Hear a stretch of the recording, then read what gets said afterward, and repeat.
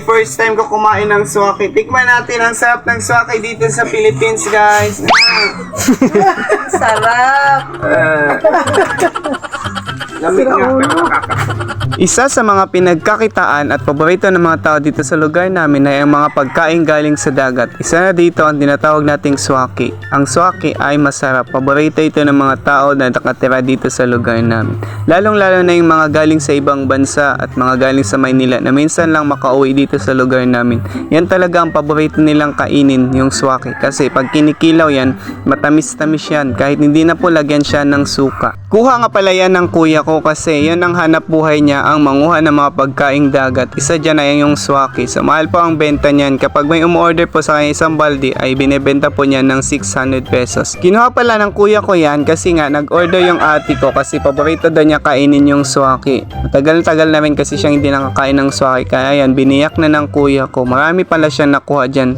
40 pesos pala yung nakuha niyang swaki dyan. Alam niyo ba guys, ang swaki ang pinakamasarap na kilawin dito sa lugar namin. Sa paglinis ng swaki, kailangan dandahan, baka matinik tayo. Kailangan biyakin yung pinakadulo niya, tapos hugasan siya ng dagat. Tanggalin lang po yung mga itim-itim sa loob, tapos yung kulay dilaw, yan po yung pwede nating kainin. Sa tagal-tagal ko na nakatira dito sa lugar namin guys, never pa akong kumain ng swaki. Pero alam ko yan, kinakain niya ng mga tao, pero hindi ko talaga alam ang lasa niya na matamis-tamis pala yan. Ngayon lang talaga ako nakatikim ng swaki kasi pinatikim ako ng ate ko. Sabi niya masarap daw. Kaya tinikman ko naman yung swaki guys. Kaya ayun, nalasahan ko na nga kung anong lasa. Matamis-tamis nga siya pero medyo nakakasuka lang pag di ka talaga sanay kumain ng swaki. Ayan, biniyak na nga ng kuya ko ito. Ang dami niya pala nakuhang swaki guys. Mga 40 pieces. Ayan, paborito kasi yan ng ate ko. So, siya lang pong kumain yan. Yung tira niyan, inuwi niya po niya sa kanila. Marami po talagang kumakain yan dito sa lugar namin. Kahit yung mga naliligo sa dagat, yan yung una nilang kinukuha ang swaki kasi nga mabilis lang yung kunin dun sa ilalim ng dagat. Kailangan lang magdandahan kasi baka matinik tayo. Shout out sa mga kabisay unon dyan, sa mga nakakilala nitong swaki na to. Saludo ako sa inyo kasi kumakain kayo ng mga pagkain galing sa dagat at hindi kayo nag-iinarte. Charot.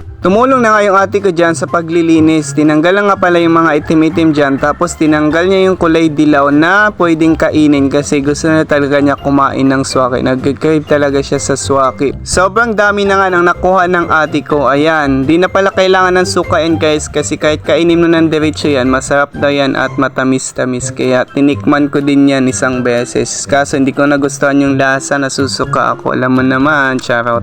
Busy din pala tong isa kong ate kasi luluto siya ng pansit. Ayan, may dala palang pansit yung ate ko. Hiniwa na nga pala niya yung baboy dito na isa. Kaya ayan, nakaready na yung ate ko sa pagluluto niya ng pansit. So, dahil dyan guys, titikman ko muna tong swaki na kinuha ng kuya ko. Ayan. First time ko kumain ng swaki. Tikman natin ang sarap ng swaki dito sa Philippines guys. Sarap!